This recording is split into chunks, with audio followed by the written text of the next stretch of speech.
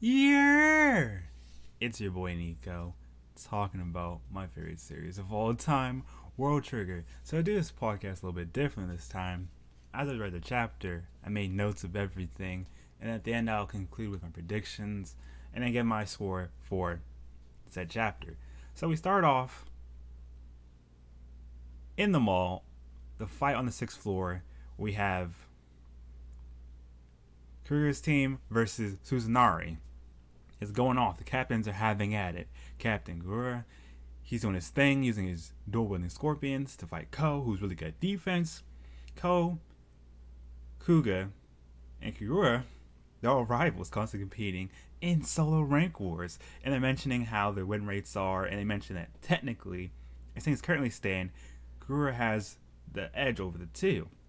However, it's hard to tell how this is going to go down because you never know when it comes down to team rank battles. Because in team rank battles, the most important thing is, alright, does everyone play their role? And I like how they're telling us the way things normally work in rank battles, especially team battles.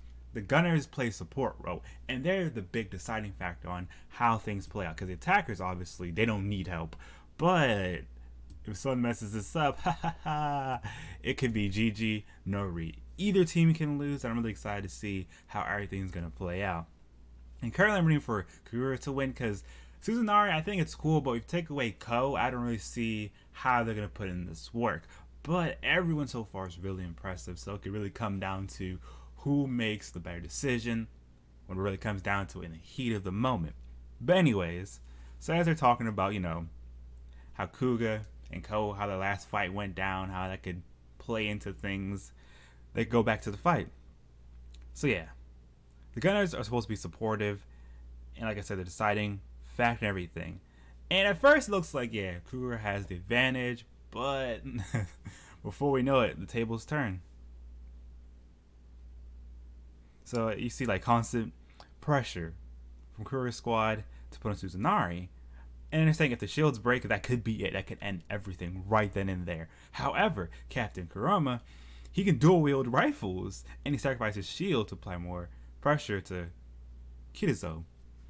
If I butcher names, my bad. I'm trying my best. So Ko is doing the defense with his shield, so Kimura can pin down both Kagura and Kirizo.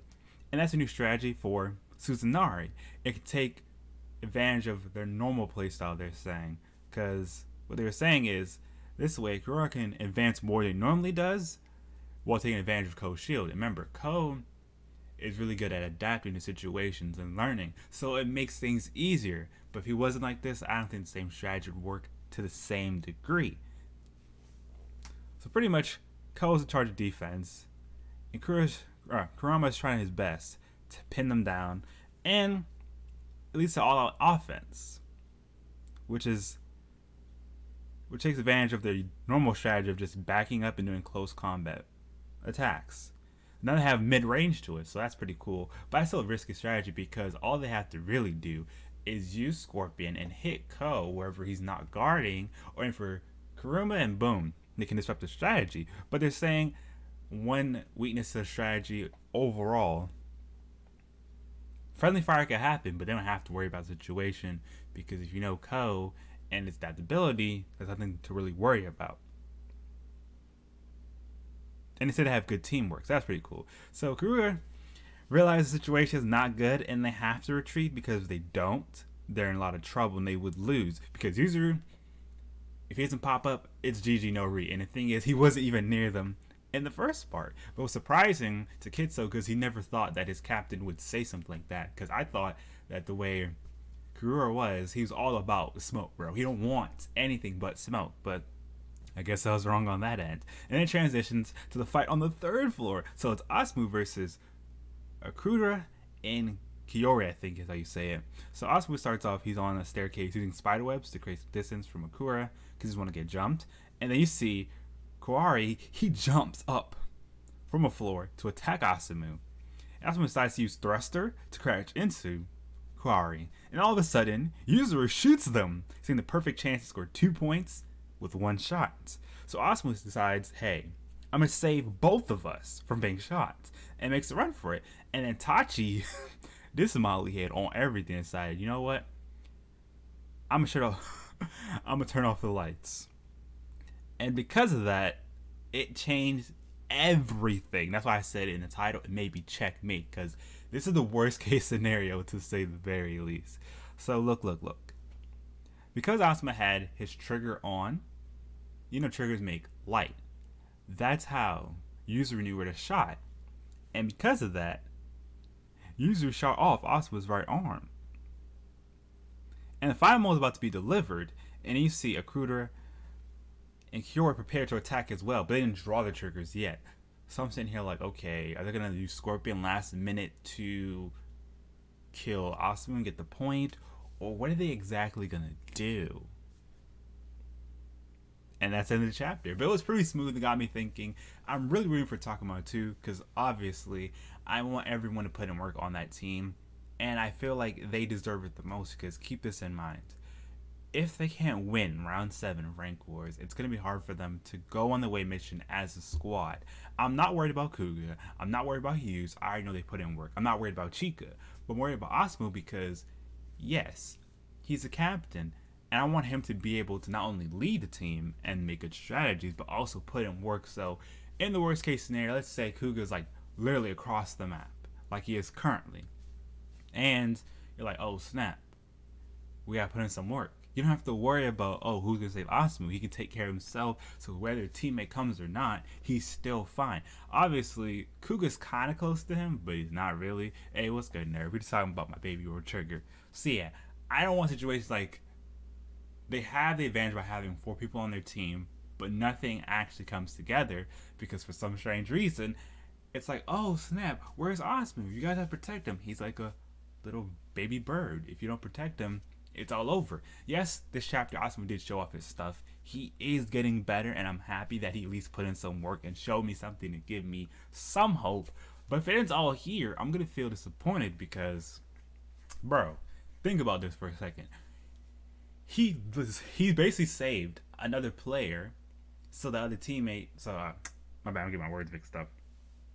Asuma saved Kyorei, so that way Kuro's team did not get a point. That was smart on his half. And he was basically he's gonna get jumped either way, and he decided, okay, I'm still here, I gotta do something. And he tried something, so I'm happy he's using strategies and at least putting in work and showing off that he can be a capable captain. And once again, situation, it was like really awkwardly timed, so I can't be mad at him all the time or 100%, but if I was him, as soon as the lights turn off, I would turn off my trigger because, as you all know, triggers emit light. And the fact that Akudera and Kyorei automatically knew, alright, turn off the trigger, you don't want to make a scene. Why not Asuma be that smart? Maybe it just caught my surprise because they were in the middle of a fight and they were trying to dodge a sniper. So, in heat moment must be hard to decide those type of things.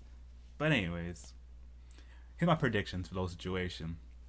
Hopefully Asuma can signal Chika to shoot the building, and we can transition to Kuga and you scoring some type of point.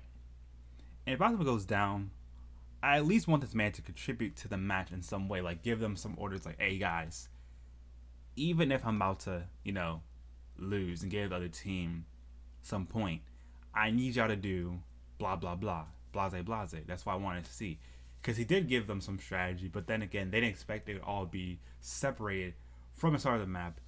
Obviously, Kuga, he'll score the point. Don't worry about him in any regard. I'm pretty sure he can handle Sniper too. But I was hoping that if, Asuma's going to go out like this, he can at least score a point in his own way. If he does that, I'd be surprised and I would love it. But if he just goes down, just like all he can say is, Chika, shoot the building now! And that's it. And that leads, Hughes and Kuga to getting points. Cool, but I'd love to see, everyone start to overcome the weaknesses. Because big thing right now is Chika and shooting people. I'm pretty sure she's going to get over it and get better at just this little fear she has.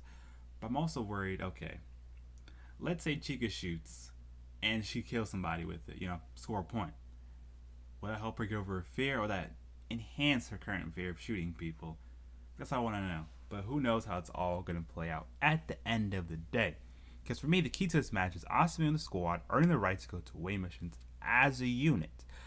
Now, I really do hope he used, or anyone who's part of Takuma 2, they beat whoever doesn't Asumu, however it turns out. The funny thing is, even if Asumu was eliminated here, he did show us that he can contribute to the team and give strategies. So I really did enjoy this round of Rank Wars. It's not over yet. We saw some cool strategies, and every team showed us that, hey, because we all fought before, it doesn't mean you've seen all of our tricks, and there's still more we can do. But I mean, it was gonna be hard for Takuma too, either way, because a mall is a small setting, easy to get jumped, easy for sneak attacks to happen, and I did feel like this round was gonna play out this way regardless. But it's kind of fun because it means all you have to really do at the last second is while someone's distracted, go in for the kill, get that point, and you're good to go. So maybe Hiyori and Kudera, what they're really doing, they're preparing to jump the sniper, Yuzuru, ASAP hold the Rocky. But once again, I wonder what's Chika gonna do, because it'd be crazy where it's chilling right, and out of nowhere you see, Tew! It's Chika. She destroyed the building, and where she aimed, it led Kugura and Kitsu to falling. So they have to call for backup. User pops up at the ceiling or somewhere. It's like, hey, what's going on? Yo, what happened? That buys Asumu some time to get away, but since he's running out of, trying from losing his arm, he could somehow sneak somebody. So if he could take out Yuzuru, or at least severely injure him to the point he's gonna run out of Tryon, I'm all for it. And the way I see it, there could be two possible winners to this round Rank Wars. It could be Susanari, because one, they came prepared. They have a new strategy, and with Ko on their side, I can't see them losing easily. And since Ko, Kuruma, and the whole squad has good synergy, it's a strong chance of them winning.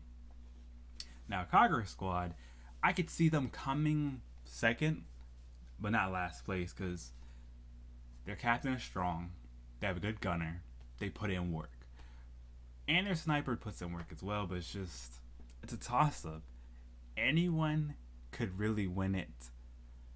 Anyone has the potential and good strategy, but all comes down to timing and execution. Because I like about Rank Wars, since no one really uses this map, no one really has like a geared strategy towards it. Secondly, because they're snipers and gunners, it's going to come down to, alright, who plays the best support? Because it's not just about the attackers at this point. It's about how everyone can cohesively work together to get the points. Because remember, all that really matters at the end of the day is you get that point. You get the last blow. So even if you damage somebody, it doesn't mean you get the point. You can get away. They can injure someone else. So it's going to be interesting how it plays out either way. And like I said, this Rank War is really important because it determines who's going to the away mission. Obviously, I'm not saying that the squads don't deserve it, but we need progression. Asumu, I don't expect him to easily start one-shotting people. No, but I do want to get to the point he's some type of threat. So when we go into future Rank Wars, when we go on away missions, we don't have to worry about him so much as we currently do. Because once again, he can do good strategies. He is a good leader, but I always worry that because his low amount of Tryon, and everyone always underestimates him, no matter what he does, it's like it's never enough, or he barely meets requirements. But hopefully, things pick up, and I get surprised. I don't know what to anticipate for the next chapter, but I'm ready for the greatness. So to wrap things up, I gave this chapter easily, honestly, a B+. It set up a lot of stuff, it showed us a lot of stuff, but the way it ended, I don't know what we're supposed to feel. Are we supposed to feel concerned for Asumu? Are we supposed to be worrying about Okudera and Hiyori? Or are we supposed to be worrying about Yuzuru? What's going on? Where is he at? Where's Kuga at? That's what I'm really trying to find out. But I'm happy we get to focus on the fights inside the mall. And hey, that's pretty much all I want to say today. Thank you guys so much for watching, for listening. If you like World Trigger, what do you think about the chapter? Who do you want to win? Who do you think deserves to go on away missions? And what team you think will surprise us at the very end? And that's pretty much it. If you want to back me financially, I got a Patreon, I got Discord, I got Twitter.